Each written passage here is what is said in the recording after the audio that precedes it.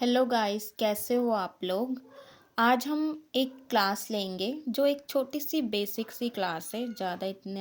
आज हम fine art के बारे में पढ़ेंगे। फाइन आर्ट क्या होता है, इसमें क्या क्या रूल्स आते हैं। छोटे से रूल्स है, कुछ 4-5 रूल्स है जो मैं आज आपके साथ शेयर करूँगी। ठीक है, तो ऐसे फ़ाइन आर्ट के बारे में आप लोगों को पता होना चाहिए कि फ़ाइन आर्ट होता क्या है और इसके अंदर क्या क्या रूल्स रेगुलेशन आते हैं। तो चलिए हम क्लास को स्टार्ट करते हैं।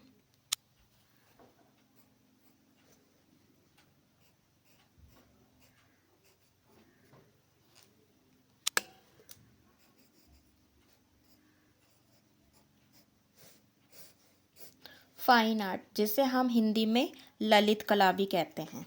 ठीक है,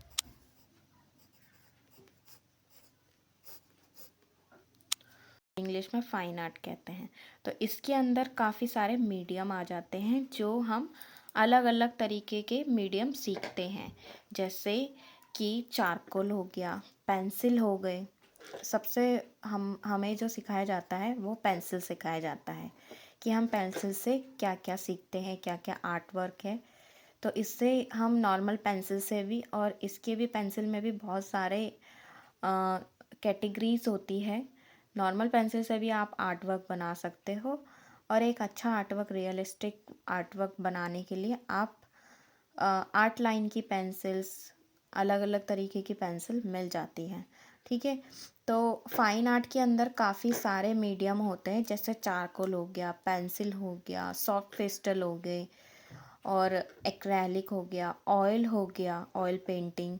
ठीक है, इसी तरह हमारा ग्लास मार्किंग पेंसिल हो गई, आर्ट हो गए और चारकोल्स हो गए, कलरिंग पेंसिल, कलर पेंसिल में हो गए, पोस्टर कलर्स हो गए। ठीक है, तो इन सब मीडियम में हम अच्छे अच्छे आर्ट वर्क बनाते हैं, रियलिस्टिक आर्ट वर्क बनाते हैं, 3D आर्ट वर्क बनाते हैं। तो मैंने पहला इसका रूल्स लिख दिया है, बेसिक मतलब बेसिक रूल्स लिख दिए हैं। तो पहला हमारा है टेक्सचर। टेक्सचर से आप लोगों के मन में क्या आता है, आपके माइंड में क्या आता है सबसे पहले टेक्सचर सुन के ही। तो मैं यहाँ पे दो शीट बना देती हूँ इस तरीके से।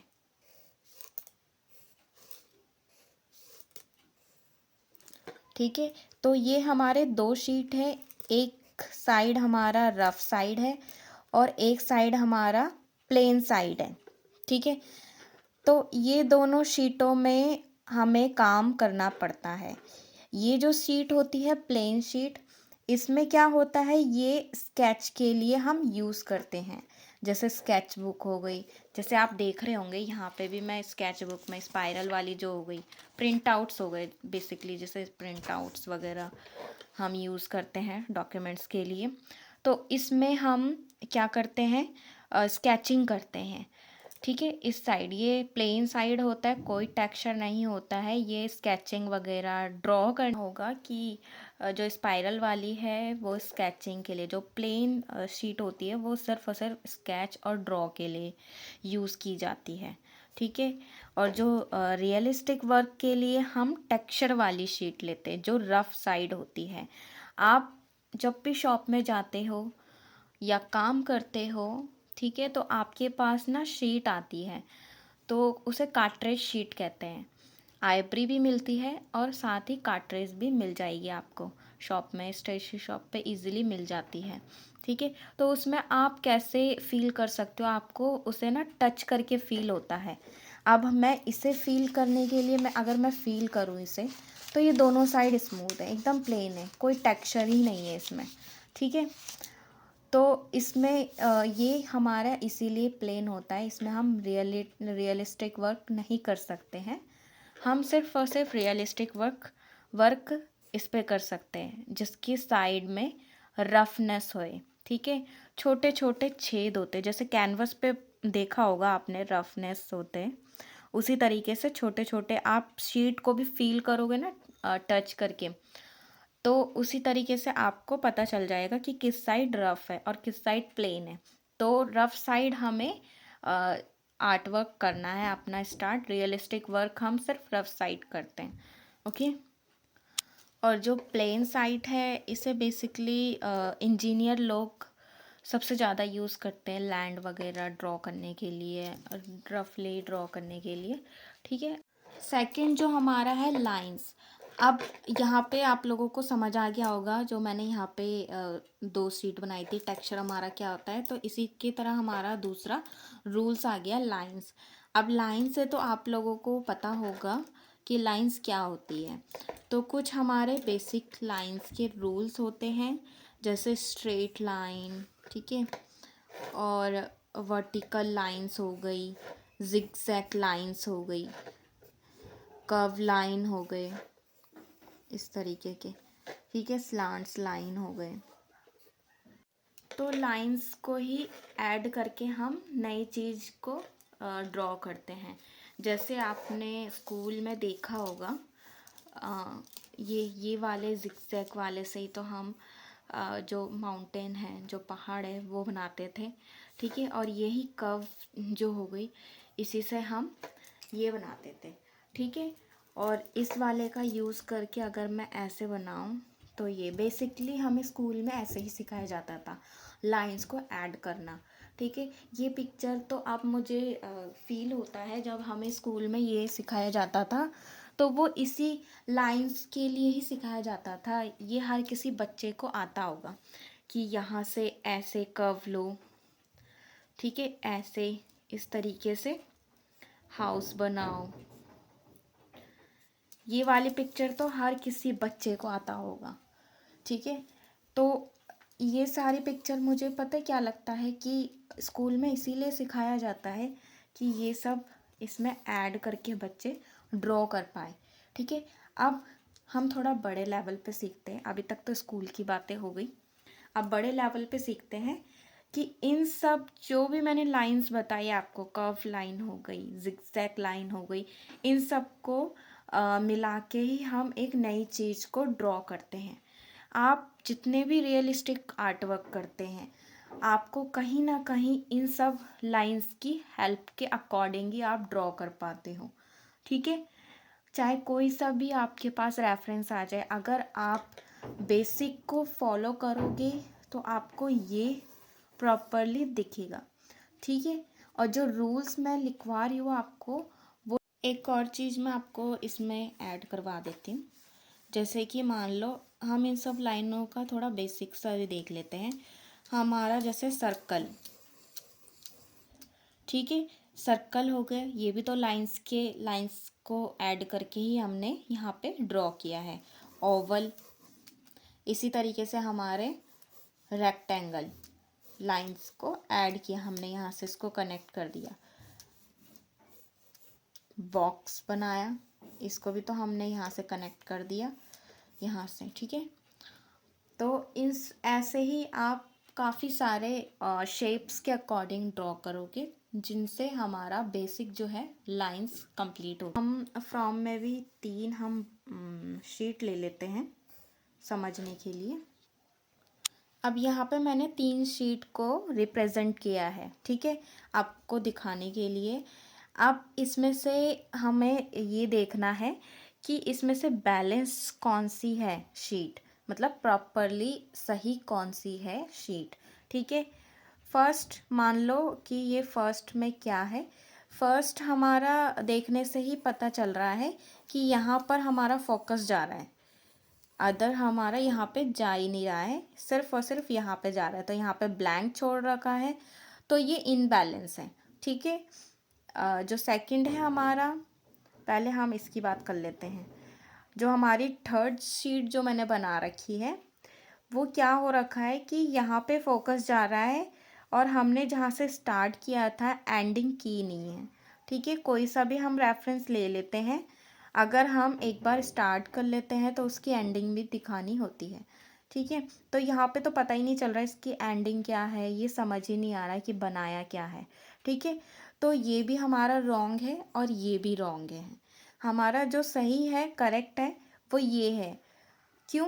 क्योंकि ये चारों साइड से हमारा इक्वल है, बैलेंस हो रहा है, पूरी शीट को कवर कर रहा है चारों साइड से, ठीक है। जब भी हम रेफरेंस लेते हैं तो हमें सेंटर से ही स्टार्ट करना चाहिए कि इस चारों साइड से हमारा इक्वल होए। ठीक है, और क्योंकि हम कोई भी होए, यहाँ पे हमारा फोकस जा रहा था यहाँ पे, इसी तरीके से हमारा सीधा फोकस यहाँ पे जाएगा रेफरेंस पे। ठीक है, एक चीज़ बैलेंस होती है, शीट शीट के अकॉर्डिंग रेफरेंस बैलेंस होना चाहिए कि चारों साइड से हमारा इक्वल होना चाहिए, बैलेंस होना चाहिए। सिर्फ ये बात आपको छोटी सी है बट याद रखनी बहुत ज़रूरी होती है। ठीक है, इसी तरीके से एक लास्ट हमारा रूल्स रह जाता है, उसको हम देख लेते हैं। टोन टोन से आप काफ़ी अच्छे से समझ गए होंगे। इसे कहते हैं शेडिंग भी कहा जाता है इसे। ठीक है, इसे शेडिंग भी कहते हैं। अब इसके अंदर हमारे 3 होते हैं, डार्क होता है, मीडियम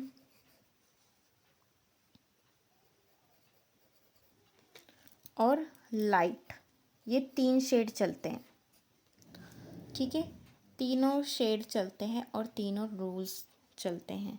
अब इसमें जो आप देख सकते हो, एक जैसे कि सर्कल मैं यहाँ पे बना देती हूँ।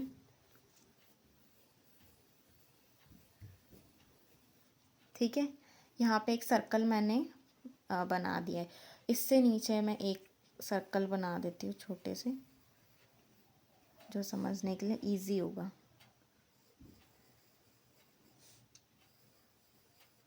ठीक है, तो ये मैंने सर्कल ड्रॉ कर लिया है, डार्क के नीचे डार्क वाला और मीडियम के नीचे मीडियम और लाइट के नीचे लाइट। ठीक है, तो अभी मैं इसमें शेड करने वाली हूँ। जब हम डार्क के लिए यूज़ करते हैं तो हम आगे से पुश करते हैं पेंसिल को कि डार्क आए।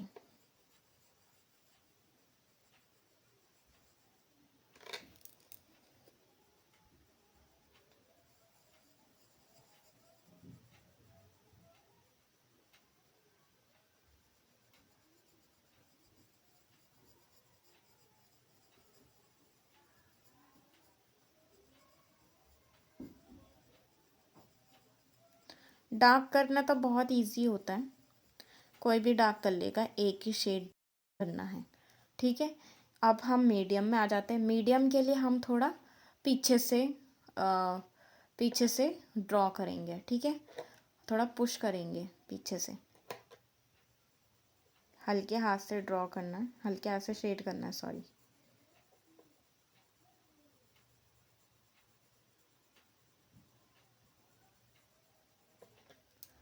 और लाइट के लिए अगर आपका बैलेंस नहीं बनता है, जो बिगनर्स है वो लाइट के लिए पीछे से पुश करेंगे। टेक ले सकते हैं आप हैंड्स का।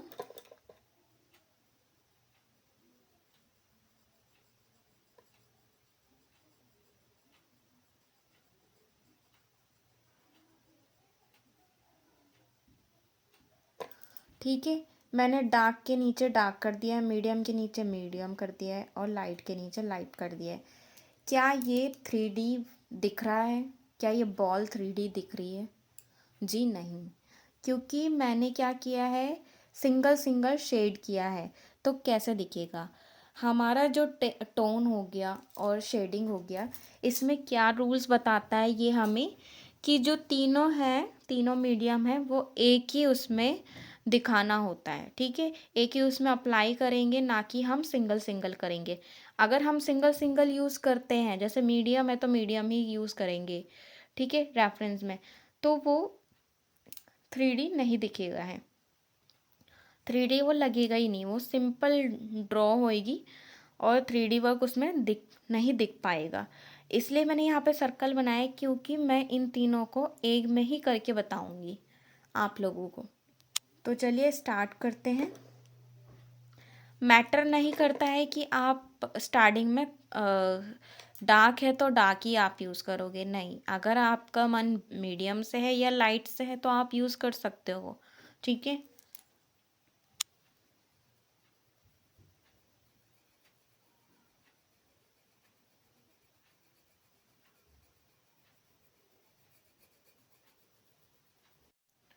तो यहाँ पे मैं तीनों को ऐड कर दिया है, आप लोग देख सकते हो इनमें और इनमें डिफरेंस क्या होता है। ठीक है, ये फ्लैट थे और ये थोड़ा सा 3D लग रहा है। ठीक है, इसी तरीके से आप और लेयर बढ़ाओगे, वैल्यू ऐड करोगे तो ये और 3D दिखने लग जाएगा। ठीक है, तो अगर आप सिंगल यूज़ करते हो तो 3D लेवल दिखेगा ही नहीं। इसलिए टोन में जो शेडिंग हमें बताया जाता है वो तीनों का ही यूज़ करके हम रेफरेंस को अच्छा बना सकते हैं। विदाउट तीनों में से एक को भी हटा देते हैं तो वैल्यू हमारी गिर जाती है। ठीक है, वो रेफरेंस की वैल्यू गिर जाती है। तो इसीलिए हमें तीनों का शेड उसमें ज़रूरी है कि ऐड करना है।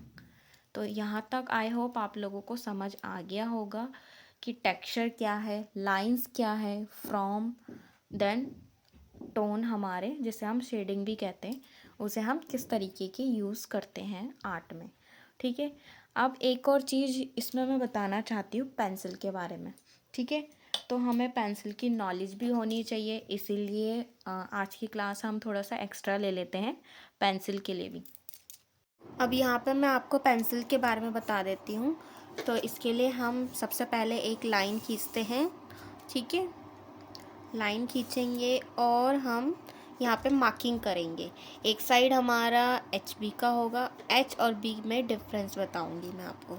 ठीक है, तो ये हमारा HB है। बेसिकली जो हम आर्ट की पेंसिलें लेते हैं उसमें आपने देखा होगा कि पेंसिल के पीछे ना, यहाँ पे जब आर्ट लाइन की पेंसिल लोगे आप तो उसके लास्ट में लिखा रहता है HB, 2B, 3B, 4B, ऐसे करके आप नोटिस करना। जिन्होंने नोटिस किया हुआ है वो तो अच्छी बात है, लेकिन जो आर्टिस्ट ने नोटिस नहीं कर रखा है वो नोटिस करना कि हर पेंसिल के पीछे HB, लास्ट में HB लिखा रहता है। ठीक है, ऐसे ही अलग अलग पॉइंट्स लिखे रहते हैं, सेक्शन लिखे रहते हैं, जिससे हमें पता चलता है कौन सी लाइट पेंसिल है और कौन सी डार्क पेंसिल है। पहले तो हम ये समझ लेते हैं H का मतलब क्या होता है और B का मतलब क्या होता है। ठीक है, दोनों में डिफरेंस बताती हूँ मैं। B का ब्लैक बोलते हैं, बोल्ड भी बोल सकते हैं। ठीक है, और ये शेडिंग के लिए अप्लाई किया जाता है। इसे यूज़ बेसिकली इसका शेडिंग पर होता है ज़्यादा करके। ठीक है, B का। वहीं हमारा जो H है उसको हम डिफाइन करते हैं हार्ड। ये ना हार्ड होती है, रफ होती है, लाइट होती है, डार्क नहीं होती है, लाइट वे में चलती है। ठीक है, और इसको हम सिर्फ ड्रॉ के लिए यूज़ किया जाता है, ड्राइंग के लिए। ठीक है, इतना आप लोगों को समझ आ गया होगा। अब हम इसमें देखेंगे, नीचे देख लेते हैं। यहाँ पे मैं लिख देती हूँ जैसे कि 2B, 3B, 4B, 5B, 6B, 7B, 8B, 9B। तो यहाँ पे मैंने 9B तक लिख दिया है। अब आप एक और मैं लिख देती हूँ 10B और 11B, 12B। यहाँ तक इनफ है हमारे लिए। ओके, अब जैसे हमने यहाँ पे नंबर्स बढ़ाए हैं वैसे ही हम इधर की साइड H का भी करेंगे। 2H, 4H, 3H, 4H, 5H, 6H, 7H, 8H, 9H, 10H, 11H and same इसमें भी 12H लिख देंगे। ठीक है, और भी होते हैं, 14 तक होते हैं, लेकिन हमारे लिए 12 ही काफ़ी, हम ज़्यादा करके इन्हीं में ही काम करते हैं। ठीक है, अब यहाँ पे मैं डिफरेंस आपको बताऊँगी। ये तो आपको पता चल गया होगा कि B का मतलब ब्लैक होता है और B का मतलब बोल्ड भी होता है। इसी तरीके से B का हम शेडिंग में अप्लाई करते हैं। ठीक है, और H का हम अप्लाई करते हैं, ये लाइट वे होती है और ड्रॉ के लिए यूज़ की जाती है। हार्ड भी होती है, जैसे इसके नंबर्स बढ़ते जाएंगे वैसे ही ये हार्ड भी होती। अब यहाँ देखोगे आप HB, तो ये हमारा ड्रॉ के लिए है, ठीक है। इसको फाइन करते हैं, सिर्फ ये ड्राइंग के लिए हम यूज़ करते हैं, ठीक है। अब यहाँ पे ड्राइंग के लिए हम 2B भी यूज़ कर सकते हैं, 4B भी यूज़ करते हैं, ठीक है। और जो शेडिंग का काम करती है वो एक 6B और 8B, इन दोनों से ही हमारा काम अच्छे से हो जाता है शेडिंग का। ये शेडिंग के लिए यूज़ होती है सबसे ज़्यादा। आप देखोगे सबसे ज़्यादा इन दोनों से ही आपका जो रियलिस्टिक वर्क है वो निकल जाएगा, ठीक है। वैसे तो 10B और 12B भी यूज़ की जाती है, बट 12B का एक फंडा है कि ये बहुत डार्क होती है, डार्क तो होती है, साथ में ये बहुत सॉफ्ट भी होती है, ठीक है। और ये सॉफ्ट भी होती है।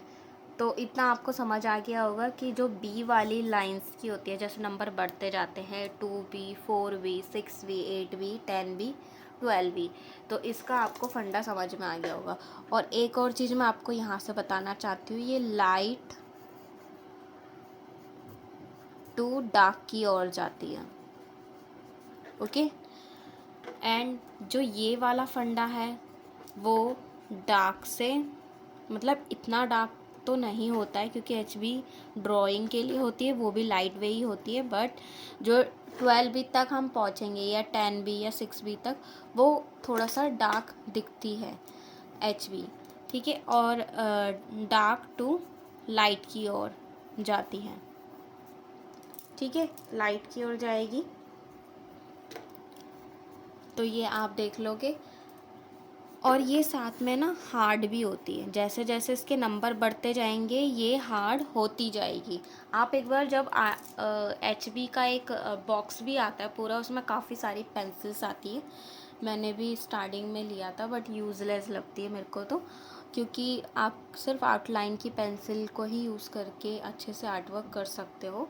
तो उसमें जो HB का जो बॉक्स आता है ना पेंसिल का, उसमें आपको पूरी पेंसिल के बारे में बताया जाता है कि HB, ये सारी पेंसिल्स आपको उसमें दिखेंगी और ये वाली सारी पेंसिल्स दिखेंगी, ठीक है। आप देख सकते हो ऑनलाइन प्लेटफॉर्म पे मिल जाएगी आराम से। अब आ जाते हैं, अभी तक हमने पेंसिल के बारे में सीखा और जो हमारे फाइन आर्ट के बेसिक रूल्स थे 4-5, उनके बारे में सीखा। अब हम इनको अप्लाई करते हैं यहाँ नीचे। तो हमारा जो बॉक्स शेडिंग होता है वो मैं आपको बताऊंगी। इसमें बॉक्स शेडिंग होता क्या है, ठीक है। अब इसके बाद हमारा एक बॉक्स शेडिंग आता है, फिर उसके बाद हमारा एक फ्री हैंड शेडिंग आता है, ठीक है। तो हम बॉक्स बना लेते हैं, बॉक्स के अंदर शेडिंग करने के लिए।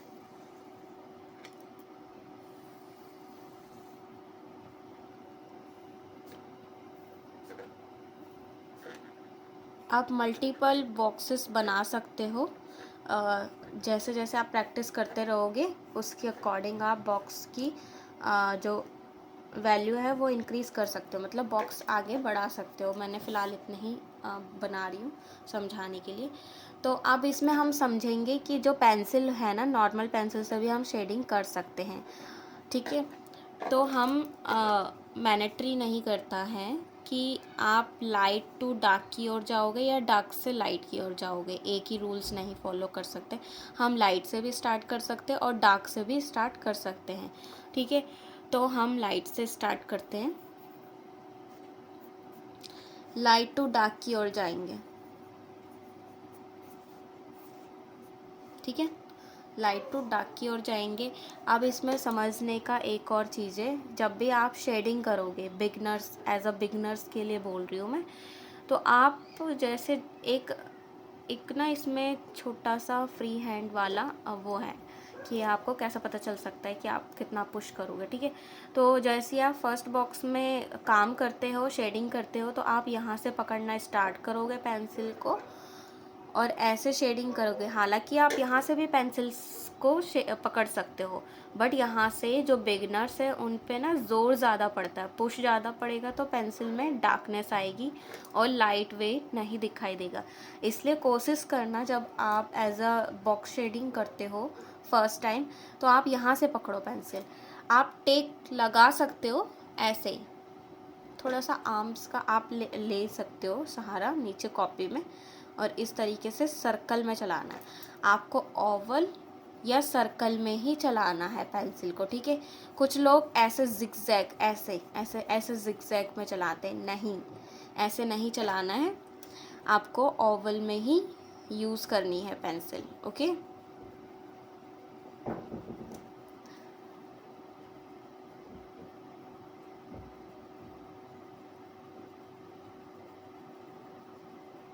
इस तरीके से आप लाइट वे में करोगे, और जैसे जैसे बॉक्स बढ़ते जाएंगे वैसे वैसे आपकी हैंड्स की जो मूवमेंट है वो थोड़ी थोड़ी आगे होती जाएगी। अब जैसे एक हमने शेडिंग कर लिया, तो दूसरे बॉक्स के लिए मैंने यहाँ से यहाँ पे अप्लाई कर दिया अपने फिंगर्स, ठीक है, थोड़ा सा आगे पेंसिल पकड़ लिया।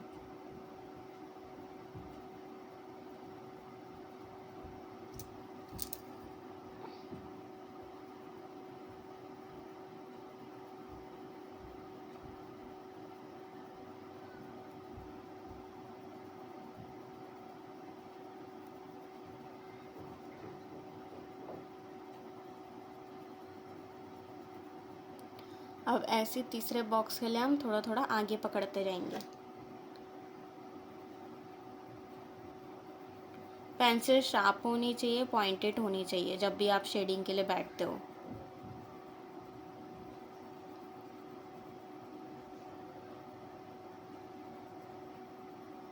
एक बार में कंप्लीट नहीं होता है तो आप सेकंड लेयर भी लगा सकते हो।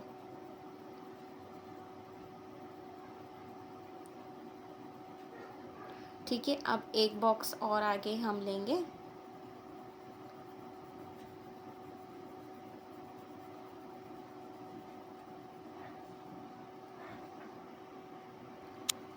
तो इस तरीके से आपको शेडिंग करनी है, ठीक है, डार्क टू लाइट की ओर, ठीक है। ऐसे बॉक्स की शेडिंग करोगे तो ये बॉक्स के अंदर आपको शेडिंग करना है, इसमें बैलेंस भी हो जाता है और आपकी शेडिंग भी काफ़ी अच्छी हो जाती है, ठीक है। ये तो थी हमारी बॉक्स शेडिंग। अब इसी के साथ हमारी एक आ जाती है फ्री हैंड शेडिंग। यहीं पे मैं लिख देती हूँ, फ्री हैंड शेडिंग, ठीक है। अभी तक हमने बॉक्स में की, अब हम क्या करेंगे, फ्री हैंड करेंगे, ठीक है। तो इस तरीके से हम लेंगे एक शेडिंग का डार्क,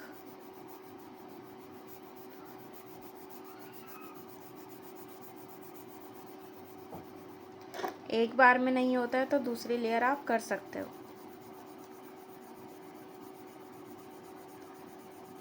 मीडियम,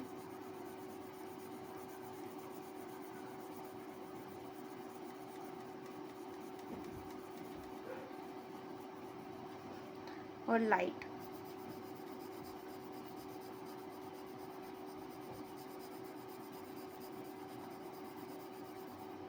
ठीक है। इसे कहते हैं फ्री हैंड शेडिंग। और एक और आ जाता है हमारा जिगजैग शेडिंग, इसी में ही आ जाता है, जिसमें हम लाइट करते हैं, फिर डार्क करते हैं, फिर लाइट करते हैं, फिर डार्क करते हैं, मीडियम भी करते हैं बीच में। जैसे कि यहाँ पे डार्क से स्टार्ट कर लेते हैं,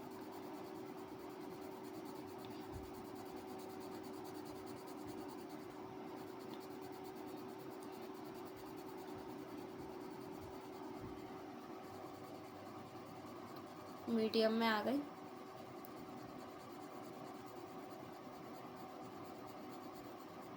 लाइट वे में आ गए,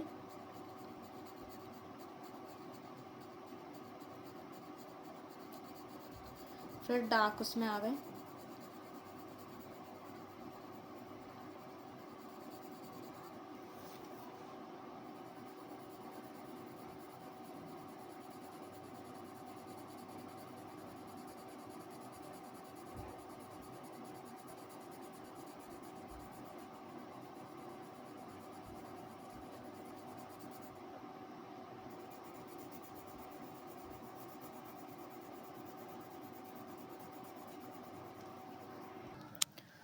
फिर डार्क हो गया, फिर इसी तरीके से हमारा चलता रहेगा। मीडियम हो गया,